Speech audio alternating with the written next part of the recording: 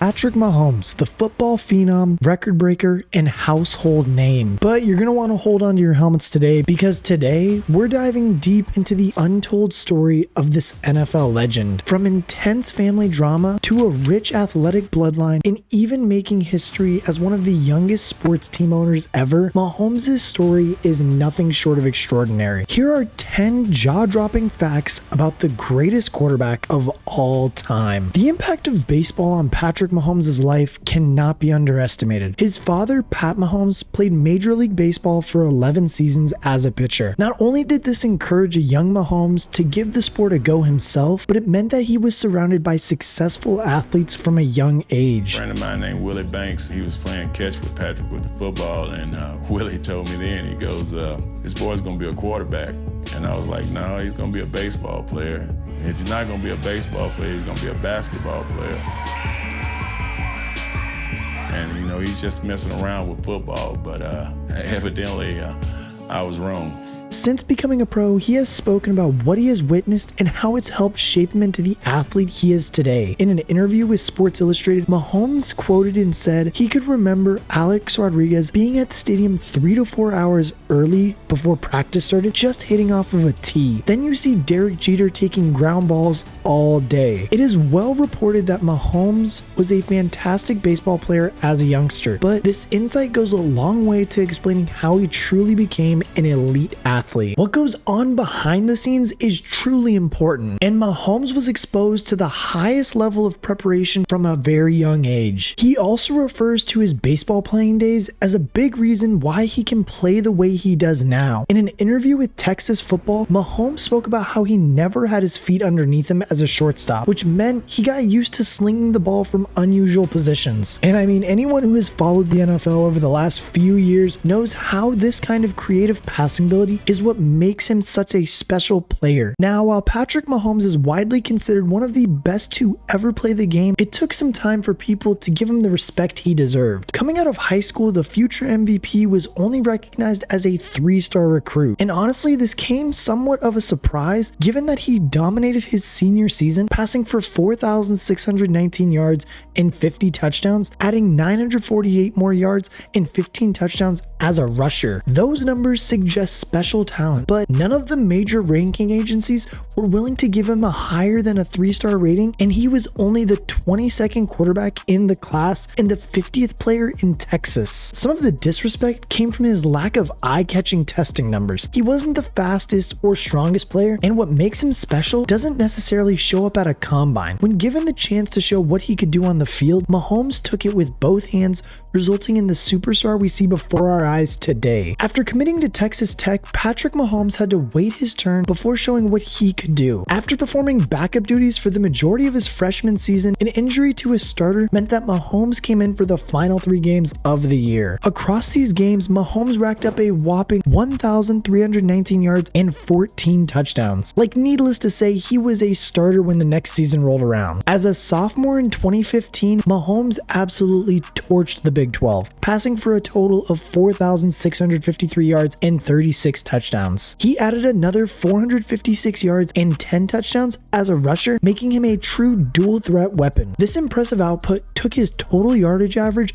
to 393 yards per game, which was the best in the nation. In his first year as a starter, Mahomes had given the world a taste of what was to come. And after establishing himself as a clear #1 quarterback at Texas Tech, Mahomes became a statistical juggernaut. His impressive sophomore campaign was followed up by an incredible 5,052-yard, 41 touchdown season in 2016, with 12 more touchdowns and 285 yards coming on the ground. A big chunk of that production came in one game against Oklahoma, which will go down as one of the best college football games to ever be played. In Week 8 of the 2016 season, the Patrick Mahomes-led Red Raiders faced off against the Baker Mayfield-led Sooners to produce an all-time college shootout. Mahomes tied the NCAA record for 734 passing yards in a game, adding 85 yards as a rusher, taking his total yardage for the game to 819. That total of 819 yards still stands as an FBS record, coming in 68 yards ahead of second place. Oh, and did I mention also that Mahomes also accounted for 7 total touchdowns on the day, but somehow still ended up on the losing side? Mayfield's 545 yards and 7 touchdowns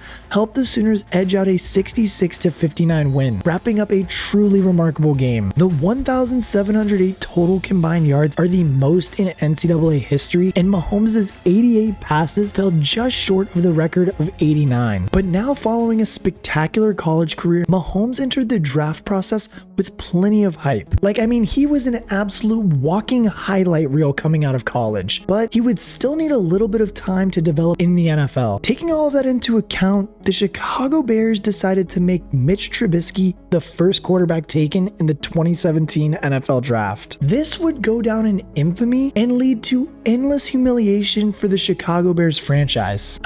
Week in and week out, they have to go watch Patrick Mahomes have a Hall of Fame worthy career while Mitchell Trubisky isn't even in the league anymore. The Chiefs landed their prized pick with the 10th overall selection after they traded with the Buffalo Bills. The Bills landed a pretty good quarterback of their own 1 year later in Josh Allen, which they should feel very relieved about. Hey, look, they're lucky they got their pick right, because if they didn't and they let Patrick Mahomes slip through their fingers, they'd also be getting clowned on too. But after what Patrick Mahomes has done to the Bills for the past 4 years, they still might be kicking themselves because they just can't get over the hump and beat the Chiefs. But for as much as Mahomes has become famous for his on the field stuff, his family is kind of causing some off-field problems. His younger brother Jackson has become renowned for being a social media influencer, but he made the headlines for the wrong reasons when he threw drinks over Ravens fans after a loss in the September 2021. Jackson got into even more trouble in May when he was charged with some pretty bad stuff. A video was released of him grabbing a woman by the neck and forcibly kissing her. It's just not good for this family sometimes, leading to a court case which still has yet to be settled. Oh, and just when you thought Jackson couldn't get any more annoying and more drama, then something happened in the Super Bowl of 2024. Jackson was seen trying to get access to Brittany Mahomes' VIP area at a concert in Las Vegas, only to be given the cold shoulder by his sister-in-law. And speaking of Brittany, she's also gotten herself into some kind of bad off-field antics too, that nobody really likes. An incident now titled Champagne Gate saw her pop a bottle of champagne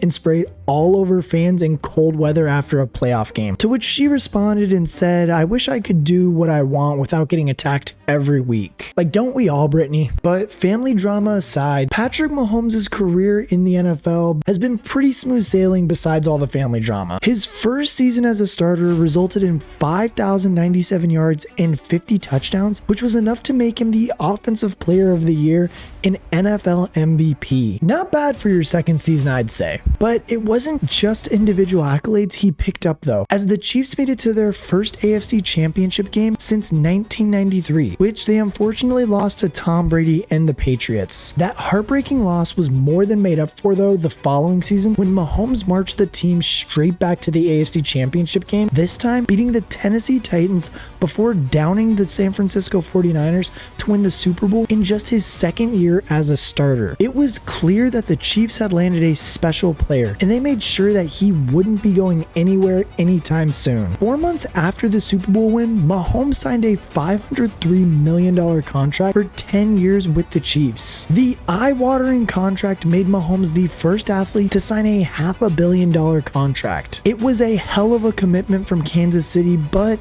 Mahomes has already come good on his end of the bargain. He has now led the Chiefs to 2 Super Bowl wins, and I'm sure many more will surely come. Away from the field though, Mahomes has plenty of going on. After all, he's got to do something with all that money, right? In August of 2020, Mahomes became a part owner of the Kansas City Royals Major League Baseball team. Yeah, so obviously my dad played baseball. I played baseball my whole entire life. I always loved the game. And then the opportunity arose where the Royals were getting new ownership, and so I wanted to be a part of it.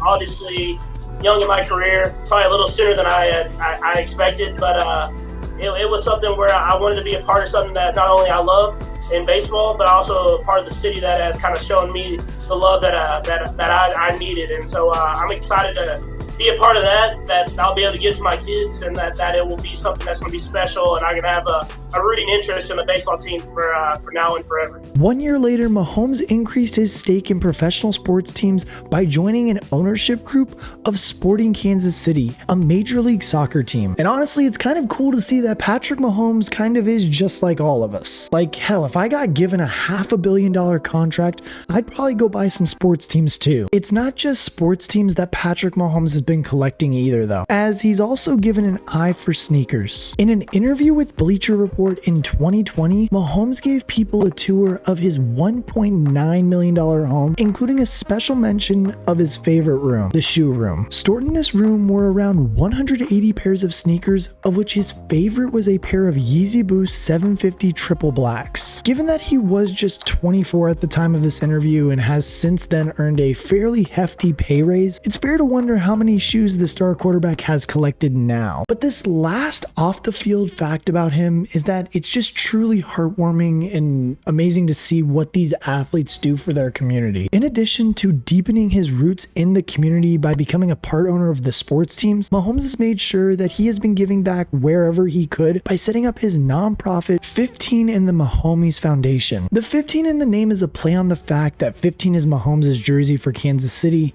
but it also represents his personal commitment for helping people within the community. The foundation is dedicated to improving the lives of children by supporting initiatives that focus on their health, wellness, the communities in need, and the educational resources needed. It's a foundation that is designed all around kids, kids from either underserved communities that don't get the same opportunities that I had whenever I was young, or kids that are in the hospital that have chronic illnesses or have suffered major injuries, because those kids are the ones that train harder than me by 100 times every single day. And I want to make sure I can give back to them in any shape, in any way, in order to get them the resources that they need to have an amazing life. And whether you're a sports fan in Kansas City or not, it's fair to say that you are lucky to have Patrick Mahomes and get to see this great quarterback play week in and week out.